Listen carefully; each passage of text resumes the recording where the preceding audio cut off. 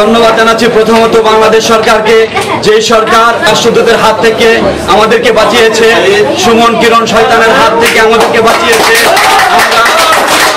আমরা ধন্যবাদ জানাচ্ছি বাংলাদেশ পররাষ্ট্র মন্ত্রণালয়কে, আমরা ধন্যবাদ জানাচ্ছি বাংলাদেশের পররাষ্ট্র সচিবকে, যে অতি শীঘ্রই বাংলাদেশের সম্মানকে বজায় রাখার জন্য আমাদেরকে যে মুক্তি করেছেন, সেই মুক্তির জন্য আমরা 24 ঘন্টার মধ্যে গাউসুল আজম, সুমন এবং তার যে ছেলেবেলা ছিল তাদেরকে খুব তাড়াতাড়ি যে লেবানন থেকে প্রত্যাহার করার জন্য ডিসিশন নিয়েছেন, সেই জন্য আমি জানাচ্ছি আমার প্রবাসী কল্যাণ থেকে আন্তরিক শুভেচ্ছা ও ধন্যবাদ।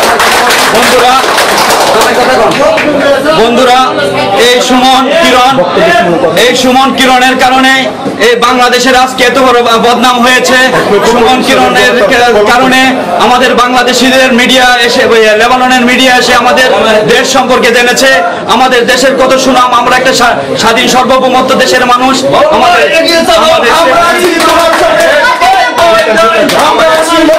আমাদের সেই স্বাধীন সার্বভৌমত্ব দেশের এত বড় বদনাম হয়েছে একমাত্র গাউসুল আজম সরকারের কারণে এবং সাদিয়া আজমের কারণে।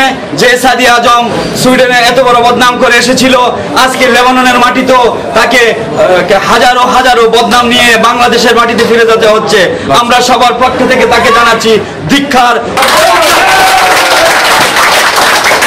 বন্ধুরা, ইনশাল্লাহ আমাদের আন্দোলন এভাবে চলবে। আপনারা প্রবাসী যারা যেখানে থাকেন সবসময় আমাদেরকে শক্তি দিবেন। শক্তি দিলে আমরা সবসময় এই দুর্নীতির বিরোধিতা করতে পারবো। দুর্নীতি যারা করবে তাদের সবসময় আমরা এই দেশ থেকে হটিয়ে দেব। আমরা শান্তি চাই, প্রবাসীদের শান্তি চাই। আজকে আমরা ধিক্কার দিচ্ছি এই মহিলাকে, ধিক্কার দিচ্ছি এই রাষ্ট্রদূতকে। আমরা অনুরোধ করব বাংলাদেশ সরকারকে, এই রাষ্ট্রদূতকে যাতে আর পৃথিবীর কোনো দেশে আর না পাঠানো হয়, তাকে যাতে বাংলাদেশে রাখা হয়। যদি রাখা হয় তাহলে